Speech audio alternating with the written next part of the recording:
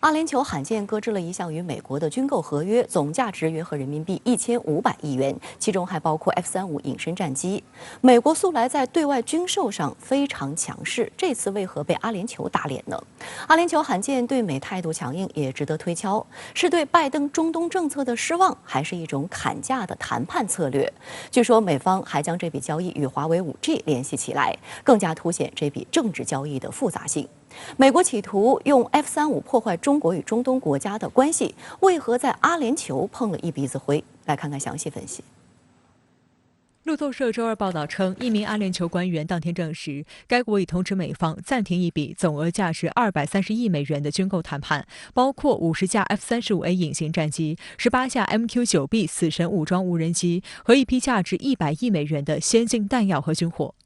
阿联酋在一份声明中表示，技术要求、主权操作限制和成本效益分析导致了这项交易的重新评估。简单来说，就是阿方不满美方不断加码附加在这份军售合约上的种种政治要求，包括美方不满阿方与中国关系不断深化等。美国有线电视新闻透露，美国政府附加的条件竟然包括要求阿联酋拆除该国所有的华为5G 设备。但阿方官员也表示，美国仍是阿联酋先进防务需求的首选供应商。有关 F-35战机的讨论可能会在未来重新开始。F-35的制造商洛克希德马丁公司拒绝评论事件。中国现代国际关系研究院中东所所长牛新春对深圳卫视表示，拜登政府自视 F-35不愁卖，不断提高购买门槛，导致阿联酋放狠话，故意让美国难堪。现在就判定说阿联酋是跟美国叫板，可能还有点为时过早。是不是叫板，还得下来最近1-2个月看一看他到底怎么做。他是真的停了，还是说以这个为要价？有可能是以退为进。因为他为什么这样做呢？就是过去1年谈判一直没有进展，阿联酋其实感到很沮丧，所以他这个可能用这个来推动一下谈判的进程。因为在对美国对阿联酋卖 F-35战斗机这件事情上，总的来说是阿联酋求着美国，不是美国求着阿联酋。美国一直以来都掌握对外军售的绝对主导权，经常是一副爱买不买的态度，但这次却罕见低头。五角大楼在一份声明中表示，拜登与哈里斯政府仍然致力于拟议中的 F-35飞机、MQ-9B 和弹药的销售。我们希望我们能够解决任何悬而未决的问题。我们期待着本周晚些时候的美国阿联酋联合军事对话。周三，正在东南亚访问的美国国务卿布林肯强调，美国已经做好了准备，以推进这一交易的促成。但包括参议院财政委员会主席罗恩·怀登、众议院情报委员会主席亚当·西夫和其他16名民主党人签署的一封信件，要求对一家阿联酋网络安全公司实施制裁。英国金融时报认为，这笔天价军购合约被阿方搁置，表明阿联酋与美国的蜜月期因出现摩擦而宣告结束。2020年8月13号，在特朗普的撮合下，阿联酋在中东阿拉伯国家中率先与以色列建交，这被视为特朗普的重大外交胜利。今年1月20号，特朗普因竞选连任失败而卸任，就在他交出权力之前仅几个小时，下令签署价值230亿美元的军售合约，作为回赠阿联酋的蜜月礼物。但是拜登刚一上台就宣布冻结这项交易，理由是担心阿联酋会滥用 F-35。这笔交易也因此成为拜登中东政策的风向标。在不到1年的时间里，外界注意到这个风向标多次转向，成为美国在中东尴尬地位的象征。4月13号，美方宣布交易解冻。美国国务院发言人当时表示，拜登已经批准了对阿联酋出口 F-35的协议，并预计最早将在2025年交付。事后有媒体分析，拜登此举很可能是在为从阿富汗撤军提前稳住盟友阵脚。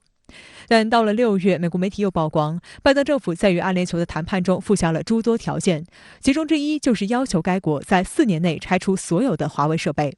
美国中央司令部司令肯尼斯·麦肯齐将军还表示，阿联酋使用中国5G 产品会增大 F-35的机密泄露给中国的风险。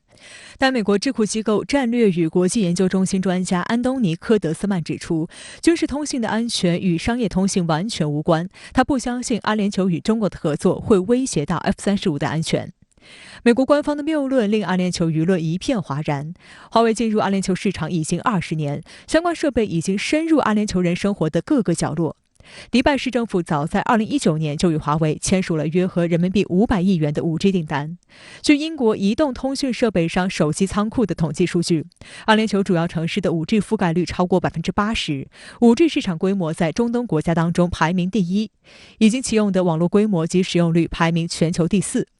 阿联酋官方多次强调，中国的 5G 对该国来说没有合乎成本和效益的替代方案。阿联酋驻华大使阿里扎希里力挺华为，他称赞阿联酋与华为的合作是中阿科技合作的范例。中国外交部当时也表态称，长期以来，包括华为在内的中国企业积极参与阿联酋经济建设，为阿联酋经济和社会发展做出了重要贡献，得到了阿方合作伙伴的高度认可。中阿合作符合双方共同利益，造福两国人民，同第三方无关，也不容第三方干涉。新加坡联合早报认为，美国在中东长期拥有话事权，但中国在该地区非军事影响力显著增强，被美国视为威胁，因此不断加大要求盟友选边站队的压力。华为 5G 则是美国施压的工具。阿联酋是一带一路倡议的最大受益国之一，目前中阿贸易额已经是美阿贸易额的2倍。阿联酋成为中国在阿拉伯世界最大的贸易伙伴。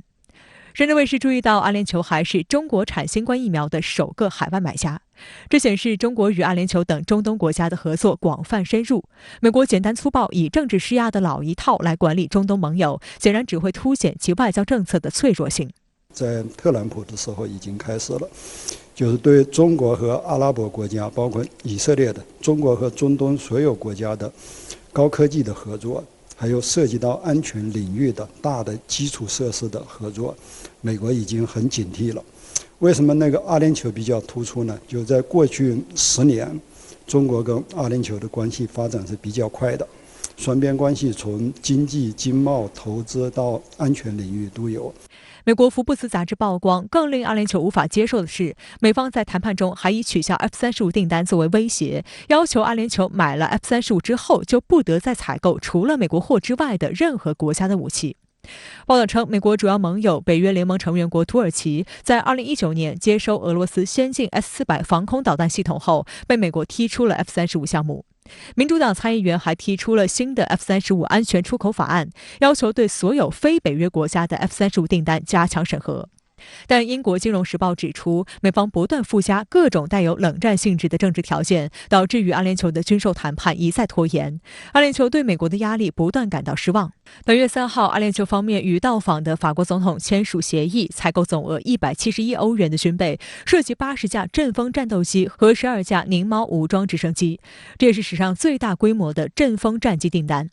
法国国际广播电台将这笔订单与悬而未决的 F-35合约联系起来，还有媒体认为这是法国挽回了一点损失，因为就在9月，美国利用 AUKUS 抢走了原本属于法国的390亿美元潜艇订单。